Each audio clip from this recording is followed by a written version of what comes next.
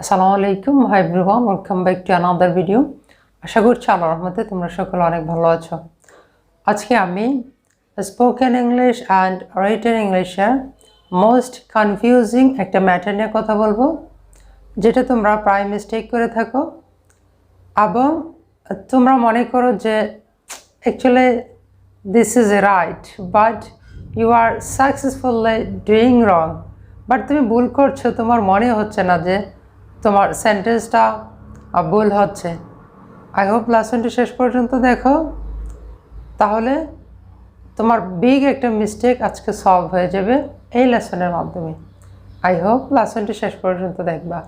So let's get start.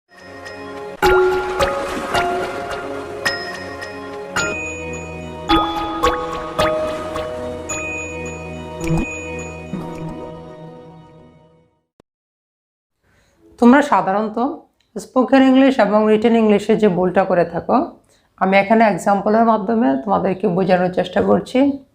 I hope সাথে থাকবা। আমি ছাত্র, আমি হই ছাত্র,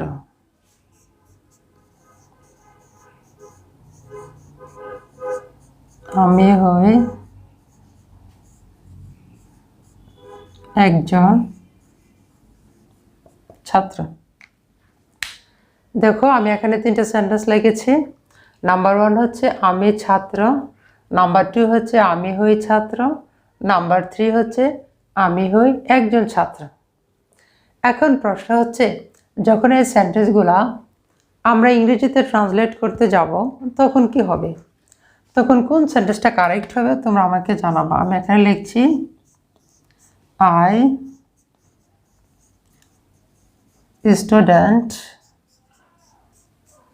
I am a student, I am a student. দেখো আমি উপরে তিনটা সেন্টেন্স লিখেছি, নিচেও তিনটা সেন্টেন্স লিখেছি। উপরের সেন্টেন্স, প্রথম সেন্টেন্সটা হচ্ছে আমি ছাত্র, নাম্বার 2 হচ্ছে আমি হই ছাত্র, নাম্বার 3 হচ্ছে আমি হই একজন ছাত্র। অর্থাৎ আমি ছাত্র, আমি হই ছাত্র, আমি হই একজন ছাত্র, এই তিনটা সেন্টেন্স কিন্তু প্রায় সেম বিষয়কে ইন্ডিকেট করছে। অর্থাৎ আমি সাবজেক্টটা যে, অর্থাৎ আমি যে একজন ছাত্র, এই জিনিসটা প্রকাশ করছে। কিন্তু ইংরেজিতে যখন আমরা এই বাক্যগুলো ট্রান্সলেট করব তখন দেখো ফার্স্ট ওয়ান হচ্ছে আই স্টুডেন্ট, আমি ছাত্র, আই এম এ স্টুডেন্ট, আমি ছাত্র, আই এম এ স্টুডেন্ট, আমি হই একজন ছাত্র। তাহলে উপরের তিনটা বাক্যের সাথে নিচের তিনটা বাক্য কারেক্ট মনে হচ্ছে। এখন আমার প্রশ্ন হচ্ছে, উপরের তিনটা বাক্য যদি কারেক্ট হয়ে থাকে তাহলে নিচের বাক্যগুলোও তো কারেক্ট হবে। কি বলো তোমরা? Actually this is wrong idea. উপরের বাংলা তিনটা বাক্য হচ্ছে কারেক্ট, কিন্তু যখন আমরা ইংলিশে ট্রান্সলেট করতে যাব রাইটিং স্কিলসের ক্ষেত্রে, রাইটিং ব্যাপারে, তখন আমি যদি বলি যে I student, this is grammatically mistake. যদি বলি I M a student, this is also grammatically mistake.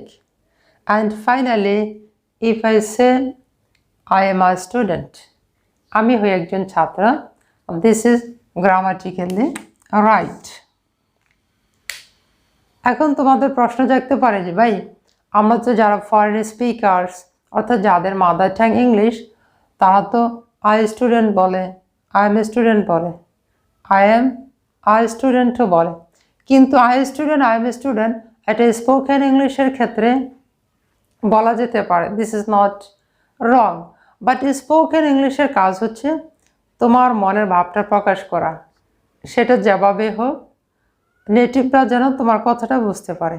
কিন্তু যখন তোমরা রাইটিং স্কিলসে যাবা তখন তোমাকে গ্রামাটিক্যাল রুলস, স্ট্রাকচার সব কিছু ফলো করতে হবে। আই হোপ আজকে এই লেসনের মাধ্যমে তোমাদের বিগ মিস্টেক অ্যান্ড কনফিউজিং ম্যাটারটি দূর হয়েছে।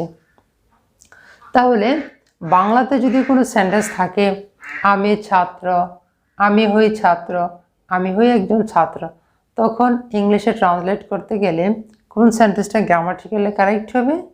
I am a student. Last সেন্টেন্সটা হচ্ছে কি কারেক্ট। তোমরা যদি জাকারিয়া ইজি ইংলিশ পরিবারের সদস্য হয়ে না থাকো তাহলে চ্যানেলটি সাবস্ক্রাইব করে এই পরিবারের সদস্য হয়ে নিবা, আর এরকম ইন্টারেস্টিং আরও লেসন পেতে এই চ্যানেলের সাথে থাকবা। Thanks for watching the video. See you again with a new video.